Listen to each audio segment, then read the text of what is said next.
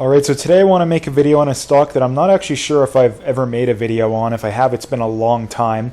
Waste Management. And Waste Management is a stock that gets a lot of hype, and which is weird because it's a boring name, but it gets hype because it's one of those names that at least it's sold as not being cyclical, but to some degree, I think it kind of is, which I'll get into.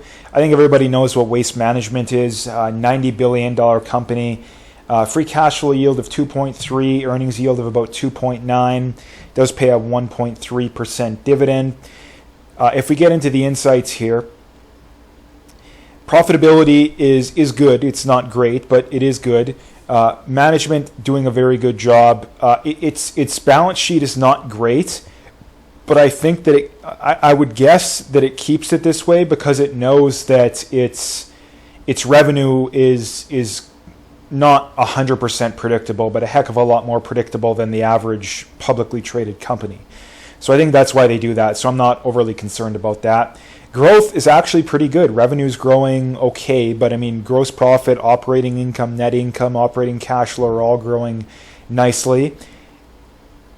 As far as analysts go, analysts are bullish. It is clearly overvalued where it's at right now. I will get into what I think it's worth in a little bit. Let's get into the financials here. And if we look at its revenue has grown extremely nice. I mean, going back to, and this is where I say that, is it 100% non-cyclical? Debatably, did it like, and the example here is 2020, right? If we look at the first quarter of 2020, $15.5 billion in revenue.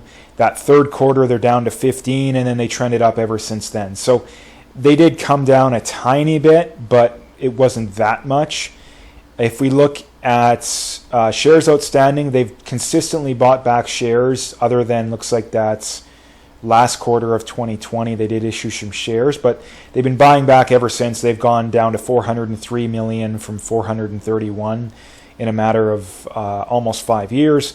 If we look at earnings also just made another high, so they are growing quite nicely there as well.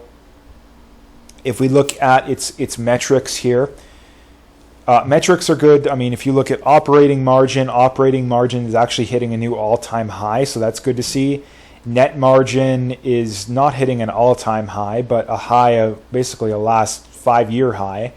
And then if we look at return on equity is at 33%, which is really good. It came down a lot back in 2020. It was at about 20%. So I mean, that's an example of a really good company that the lowest its return on equity has been in the last 7 or 8 years is 20%. So definitely an example of a good company there. If we look at, I mean, revenue per share, literally a consistent, ladder up ever since 2020. It's gone from 35 to 53, so very nice growth there. If we look at the dividend, it's a very slow growth.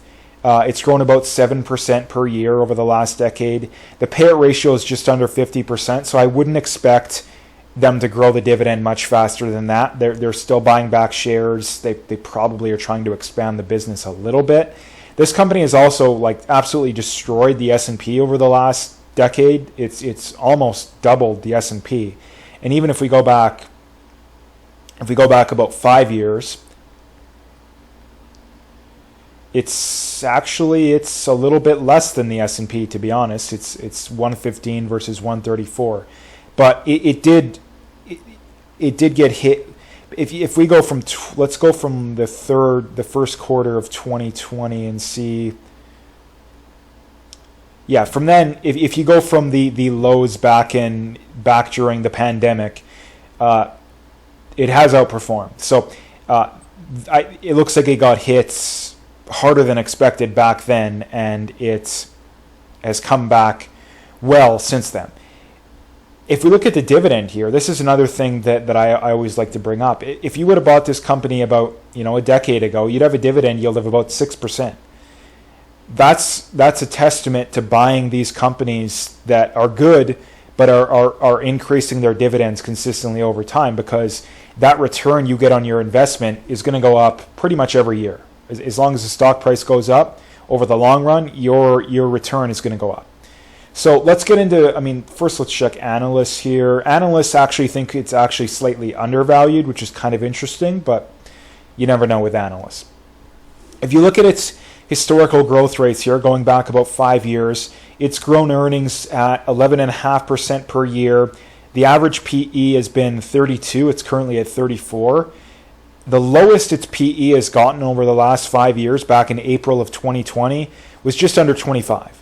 So buying this company for a PE below 30, probably you're getting a deal. If you can get the mid to high 20s, you're getting it for a good deal. It's growing revenue 7% per year, so nothing crazy there. So let's get into trying to value this company, because I think that's the big question that needs to be asked here. If we assume that it's going to grow earnings 10% per year, which is a little bit less than it's done historically. It's going to buy back 1% of shares per year, which is also slightly less than it's done historically. It's going to grow the dividend 6% per year and trade at a 25 PE. That implies that the fair value is 12% below where it's currently at.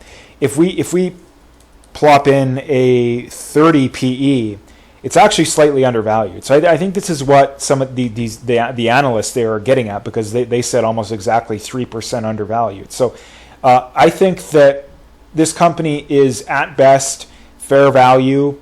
At worst, it's 10 or 15% overvalued. So it's definitely not a buy where it's at right now. You could maybe argue that it's fair value. That's the best case scenario.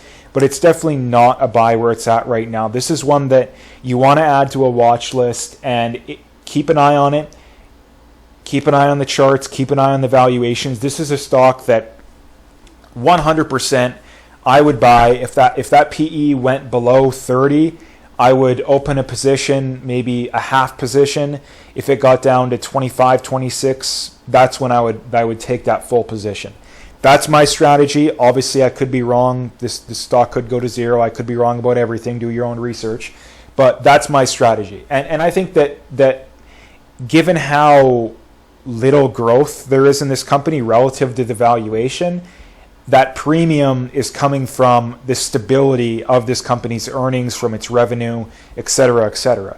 That's where that's coming from. And that's why this company is so highly sought after. And that if you look at a lot of these really, really wealthy people, they typically own Waste Management, because when you're already super wealthy, the goal is, in a lot of ways, to stay wealthy and not to lose your money. And these are the kind of companies that those kinds of people like. And not necessarily that you can't make money from this company, because like I mentioned earlier, if you go back 10 years, for the vast majority of that time, if you'd have bought this company or the S&P, you'd have done better buying Waste Management. So do I think that it's going to beat the S&P over the next decade?